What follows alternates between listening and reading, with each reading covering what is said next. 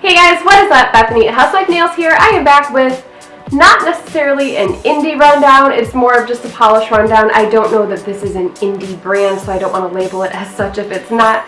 But I have a couple of polishes that Nourish Beauty Box sent me for review. I have 5 of them to share with you. Now, Nourish Beauty Box is a monthly subscription box. You prepay and sign up. You can choose a monthly, a 3-month, or a 6-month plan. They are $45 each. It comes with polish, beauty products, face stuff, lotions, makeups, all sorts of different things. You can actually go to their website and look at past boxes and purchase those if you'd like, or you can sign up for the monthly subscription option. You can also purchase the products separately. Polishes are $12.50 each, and then they have other products with a range of prices and different types of products available on their website. So I will have all of that linked below if you want to go ahead and check out what they have to offer. Today I am sharing with you 5 of their nail polishes. These are all water-based polishes. So I was almost done with my first swatch and I was like, okay, something is off about these. They have no scent, which was kind of cool but weird at the same time. I was like, am I losing my mind? Am I sick? And no, they do not smell like anything. They are water-based. They're a little bit of a different formula to work with, but once you get used to it, it's not bad at all. They take quite a bit longer to dry because they're water-based. They're not drying as quickly as just your regular enamel polish would. And also the coolest feature I think is that they just peel right off. It was crazy. So I finished my first swatch and I went to take off the polish and I was like, wait a minute, this all just came off in one chunk. It was so weird and so cool. So that was kind of a neat feature.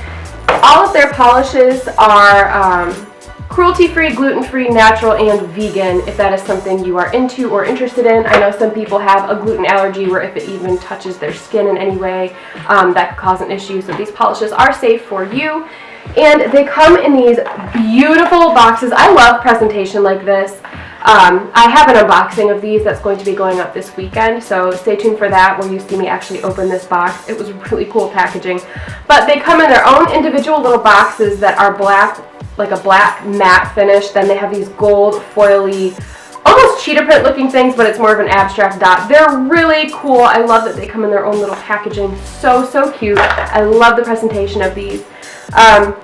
Formulas, like I said, are a little bit strange to work with because they can seem a little bit stringy, but I'll get into that when I get to it. But the stringiest, thickest one actually ended up being my favorite formula to work with. Not sure why, that was just the case.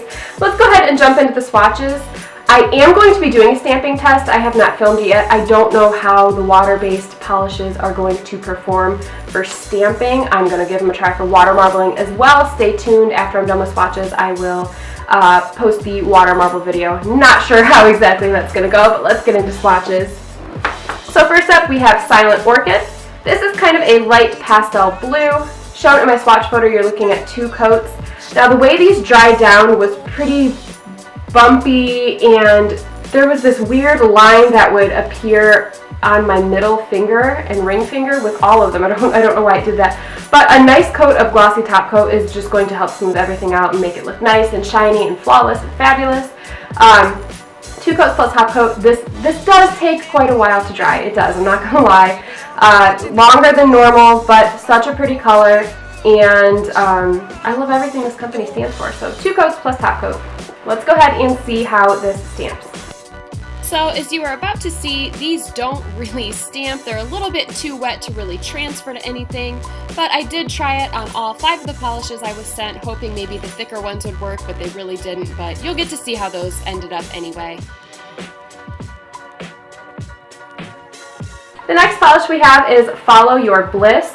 Now this one I took pictures of that kind of bump that I was talking about with the previous one, so that you could see for yourself kind of how it dries down a little bit strange, but like I said, a coat of top coat made it look very nice. I did do 2 coats plus top coat in my swatch photos. And let's go ahead and see how Follow Your Bliss stamps.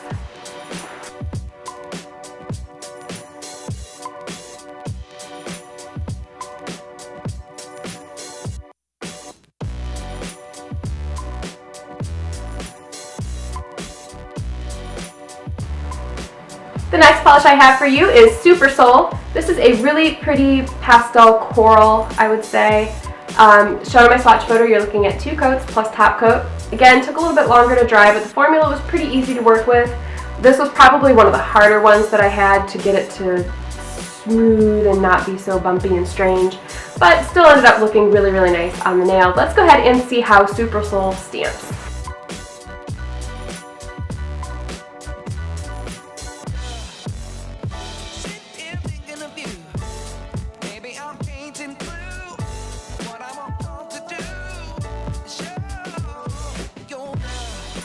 Alright, so the next polish I have is Silent Orchid, but I feel like I already said that with the blue, so I am going to hop on their website and see what this one's name is. Okay. My names are not matching up on the bottle. So this one is named Wounds into Wisdom. The blue is named Gratitude. And this one was right. This one I don't know. Okay, so these were just mislabeled. They must have gotten new names or something. So this one is Wounds into Wisdom, so ignore the picture of the name that says Silent Orchid. I don't know why I didn't notice that while I was taking pictures. Anyway, in my swatch photo of this one, you were looking at one coat. This one was such a good formula. It went on smooth and evenly. This one did not dry down with that bump. I really, really, really enjoyed this. This is like a rosy red color. It's not solid red, but it's not pink, so it's definitely more of kind of the rose color of red. I love this. Let's go ahead and see how Wounds into Wisdom stamps.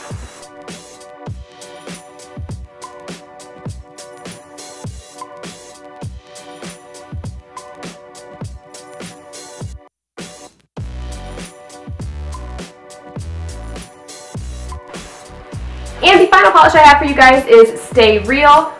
Yes, this is its name. This was another one that had a thicker kind of stringier almost formula, and I was like, oh my gosh, when I was getting ready to paint my nails with it, and it ended up going on so nicely. So the water-based ones, the thicker they are, the better they apply. Not sure why that is, but that was the case that I found out of the 5 that I had. The 2 that were thicker just went on so, so nicely. In my swatch photo of Stay Real, you're looking at 2 coats plus top coat. Let's go ahead and see how this one stamps.